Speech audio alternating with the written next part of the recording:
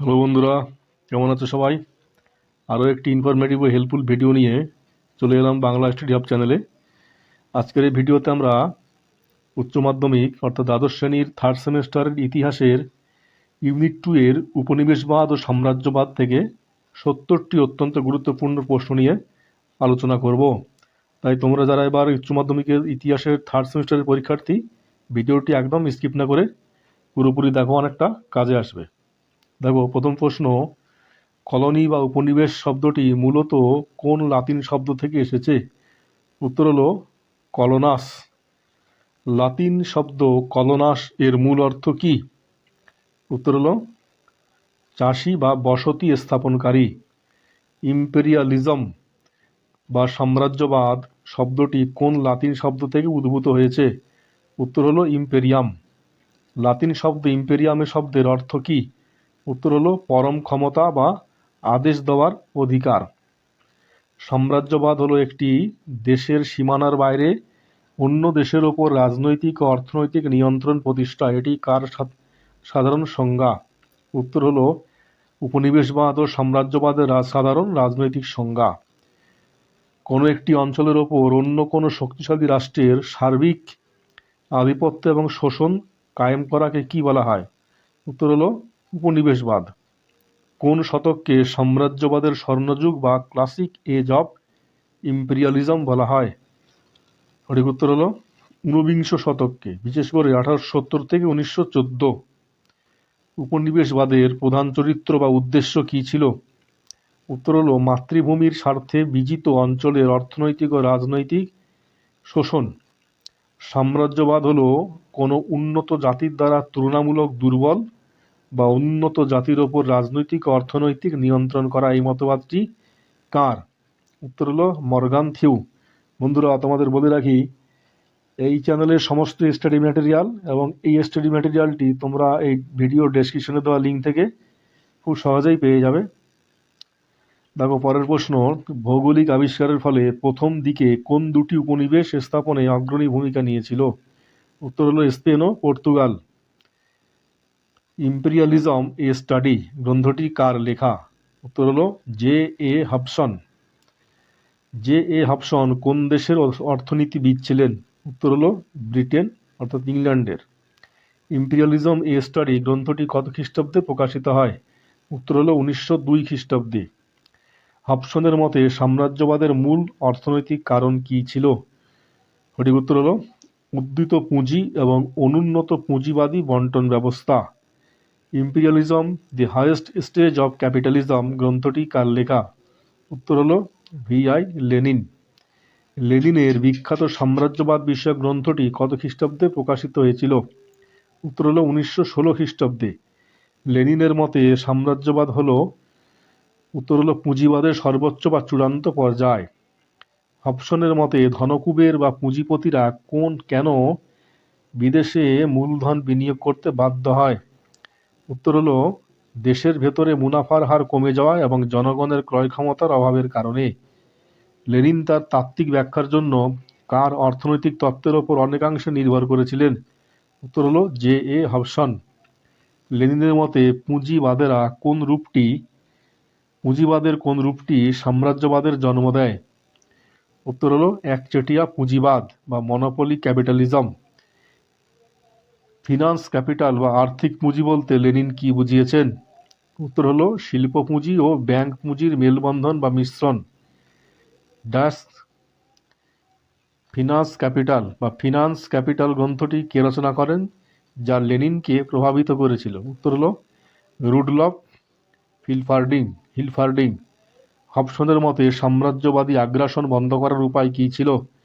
উত্তর হলো দেশের অভ্যন্তরে সামাজিক ও অর্থনৈতিক সংস্কারের মাধ্যমে জনগণের ক্রয় ক্ষমতা বাড়ানো। লেনিনের মতে প্রথম বিশ্বযুদ্ধের মূল কারণ কী ছিল? উত্তর হলো সাম্রাজ্যবাদী পুঁজিপতি দেশগুলির মধ্যে বাজার ও উপনিবেশ দখলের প্রতিদ্বন্দ্বিতা। দি অ্যাকুমুলেশন অফ ক্যাপিটাল বা পুঁজির সঞ্চয়ন গ্রন্থটির রচয়িতা কে? উত্তর হলো রোজা লক্সেমবার্গ। বন্ধুরা, এখানে একটু বলে রাখি, আমাদের এই চ্যানেলে তোমরা ইতিহাসের দ্বাদশ শ্রেণীর ইতিহাসের সমস্ত অধ্যায় আমাদের চ্যানেলের প্লেলিস্ট থেকে সহজেই পেয়ে যাবে। দেখো পরে 26 দাগের প্রশ্ন, কে সাম্রাজ্যবাদকে পুঁজিবাদের অবক্ষয় না বলে এটি একটি অযৌক্তিক প্রবৃত্তি বা প্রাচীন সামরিক মানসিকতার অবশেষ বলে বর্ণনা করেছেন? দেখো অত্যন্ত গুরুত্বপূর্ণ প্রশ্ন এটা। উত্তর হলো জোসেফ সুস্পিস্টার। সাম্রাজ্যবাদের রাজনৈতিক ও কৌশলগত তত্ত্বের প্রধান প্রবক্তা কারা ছিলেন? উত্তর হলো উইলিয়াম ল্যাঙ্গার এবং রবিনসন গ্যালাঘের।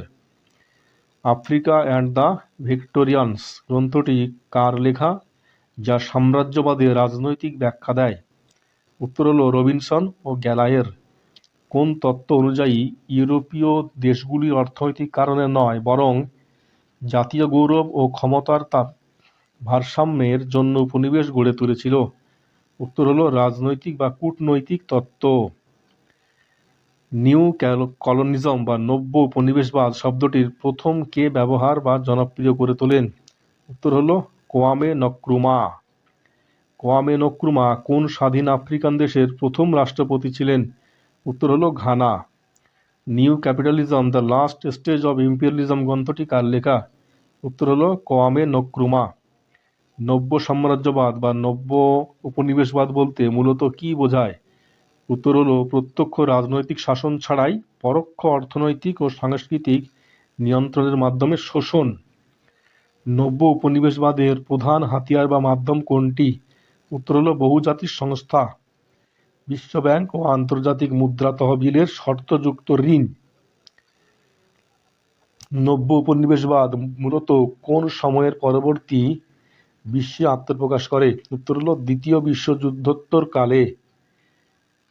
দি হোয়াইট ম্যানস বার্ডেন বা শ্বেতাঙ্গ মানুষের দায়বদ্ধতা কবিতাটি কে লিখেছিলেন? উত্তর হলো রুডইয়ার্ড কিপলিং। দি হোয়াইট ম্যানস বার্ডেন তত্ত্বের মূল কথা কী ছিল? উত্তর হলো এশিয়া ও আফ্রিকার কৃষ্ণবর্ণের অনুন্নত মানুষদের সভ্য করার দায়িত্ব শ্বেতাঙ্গদের। সামাজিক ডারউইনবাদ বা সোশ্যাল ডারউইনিজম তত্ত্বের প্রধান প্রবক্তা কে? উত্তর হলো Herbert Spencer. Survival of the fittest বা যোগ্যতমের উদ্বর্তন তত্ত্বটির সামাজিক ক্ষেত্রে প্রয়োগ করে সাম্রাজ্যবাদকে কারা বৈধতা দিতে চেয়েছিলেন? উত্তর হলো সামাজিক ডারউইনবাদীরা। ফরাসি উপনিবেশিকরা কোন তত্ত্বের মাধ্যমে তাদের সাম্রাজ্য বিস্তারের যৌক্তিকতা দেখাতেন? উত্তর হলো মিশন সিভিলাইজেশন বা সভ্য করার মিশন। দেখো পরের প্রশ্ন, ইউরোপে মার্কেন্টাইলবাদ বা বাণিজ্যবাদ শব্দটির প্রথম কে ব্যবহার করেন? উত্তর হলো অ্যাডাম স্মিথ। মার্কেন্টাইল অর্থনীতির মূল লক্ষ্য কী ছিল? উত্তর হলো বহুমূল্য ধাতু যেমন সোনা ও রূপো সঞ্চয় এবং রপ্তানি বাড়িয়ে আমদানি কমানো। কোন বিপ্লবের ফলে ইউরোপীয় দেশগুলির সস্তা কাঁচামাল এবং উৎপাদিত পণ্য বিক্রির জন্য নতুন বাজারের চাহিদা তীব্র হয়ে ওঠে? উত্তর হলো শিল্প বিপ্লবের ফলে, যেটা ইংল্যান্ডে প্রথম হয়, তারপরে আস্তে আস্তে ইউরোপের সমগ্র দেশে এক এক করে শুরু হয়। দেখো এই অধ্যায়ের কোশ্চেনগুলো অত্যন্ত গুরুত্বপূর্ণ, তোমরা ভালো করে ভিডিওটা দেখো, স্কিপ না করে, অনেকগুলো প্রশ্ন এখান থেকে তোমরা কমন পেতে পারো। বিশ্বের প্রথম কোন দেশে শিল্প বিপ্লব ঘটেছিল? উত্তর হলো ইংল্যান্ডে। পুঁজিবাদের বিকাশের সাথে সাম্রাজ্যবাদের সম্পর্ক স্থাপনের প্রথম কোন অর্থনীতিবিদ পথ দেখিয়েছিলেন? উত্তর হলো জে.এ. হবসন।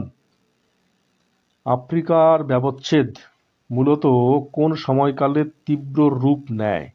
উত্তর হলো 1870 থেকে 1914। 1884 থেকে 1885 খ্রিস্টাব্দে কোন সম্মেলনের মাধ্যমে ইউরোপীয় শক্তিগুলি আফ্রিকার ব্যবচ্ছেদকে আনুষ্ঠানিক রূপ দেয়? উত্তর হলো বার্লিন সম্মেলন। আফ্রিকার কোন দুটি দেশ ইউরোপীয় সাম্রাজ্যবাদের হাত থেকে নিজেদের স্বাধীন রাখতে পেরেছিল? উত্তর হলো লাইবেরিয়া ও ইথিওপিয়া। দক্ষিণ আফ্রিকার ওলন্দাজ বসতি স্থাপনকারীদের কি বলা হতো? উত্তর হলো বোয়ার্স। এশিয়ায় ব্রিটেনের সবচেয়ে গুরুত্বপূর্ণ এবং লাভজনক উপনিবেশ কোনটি ছিল? উত্তর হলো ভারত। ইন্দোনেশিয়া কোন ইউরোপীয় শক্তি উপনিবেশ ছিল? উত্তর হলো ওলন্দাজ বা ডাচদের। ইন্দোচীন অর্থাৎ ভিয়েতনাম, লাওস, কম্বোডিয়া কোন দেশের উপনিবেশ ছিল? উত্তর হলো ফ্রান্সের। চীনে ইউরোপীয় শক্তিগুলির অর্থনৈতিক আধিপত্য বিস্তারের নীতিকে কি বলা হতো? সঠিক উত্তর হলো ক ও খ দুটোই। দেখো কয়ে কি বলা আছে, তরমুজের খণ্ডীকরণ এবং মুক্তদ্বার নীতি। চীনে মুক্তদ্বার নীতি কে ঘোষণা করেছিলেন? অত্যন্ত গুরুত্বপূর্ণ প্রশ্ন এটা। এটা হলো জন হে। আফিম যুদ্ধ কোন দুটি দেশের মধ্যে হয়েছিল? উত্তর হলো ব্রিটেন ও চীনের মধ্যে। দেখো পরের প্রশ্ন, সাম্রাজ্যবাদ হলো পুঁজিপতিদের স্বার্থে পরিচালিত এক ধরনের লুণ্ঠনমূলক নীতি। এই বক্তব্যটি কার তত্ত্বের মূল কথা? উত্তর হলো হবসন বা লেনিন। কার মতে প্রাক পুঁজিবাদী বা সামন্ততান্ত্রিক যুদ্ধংদেহী মানসিকতাই সাম্রাজ্যবাদের জন্য দায়ী, আধুনিক পুঁজিবাদ নয়? উত্তর হলো জোসেফ সুস্পিস্টার।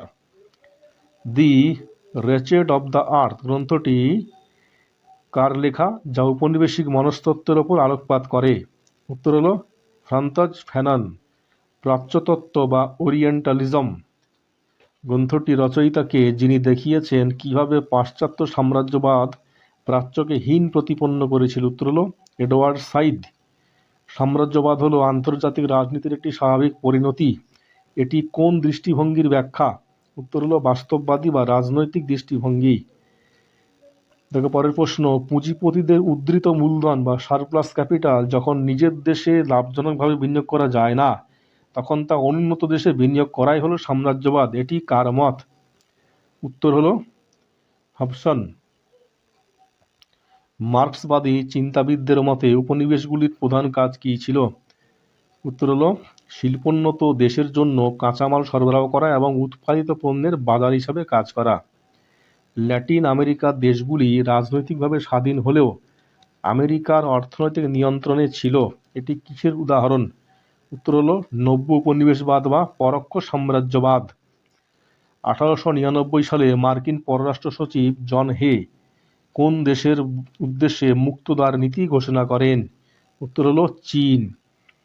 কোন চুক্তি বা বন্দোবস্তের মাধ্যমে প্রথম আফিম যুদ্ধের অবসান ঘটে এবং চীন ইউরোপীয় শক্তির কাছে বাজার খুলতে বাধ্য হয়? উত্তর হলো নানকিংয়ের চুক্তি বা ট্রিটি অফ নানকিং। সাম্রাজ্যবাদের রাজনৈতিক তত্ত্বের প্রবক্তা ডেভিড ফিল্ডহাউস হবসনের কোন যুক্তিকে খণ্ডন করেছেন? উত্তর হলো অর্থনৈতিক কারণের একক গুরুত্বকে। নব্য সাম্রাজ্যবাদের ফলে তৃতীয় বিশ্বের দেশগুলির অর্থনীতিতে কী প্রভাব পড়ে? উত্তর হলো উন্নত দেশগুলির ওপর অর্থনৈতিক নির্ভরশীলতা বজায় থাকে। 19 শতকের শেষ ভাগে ইউরোপীয় শক্তিগুলির মধ্যে আফ্রিকার উপনিবেশ স্থাপনের তীব্র প্রতিযোগিতাকে এক কথায় কী বলা হয়? উত্তর হলো স্ক্রাম্বল ফর আফ্রিকা। সাম্রাজ্যবাদ একটি রাজনৈতিক রোগ বা বিকৃতি মাত্র, যা পুঁজিবাদী ব্যবস্থার আমূল সংস্কারের মাধ্যমে নিরাময় সম্ভব। এটি ধারণাটি কার ছিল? উত্তর হলো হবসনের। লেনিনের মতে একচেটিয়া পুঁজিপতিরা যুদ্ধ বা সাম্রাজ্য বিস্তারের মাধ্যমে কি অর্জন করতে চায়? উত্তর হলো একচেটিয়া অতি মুনাফা।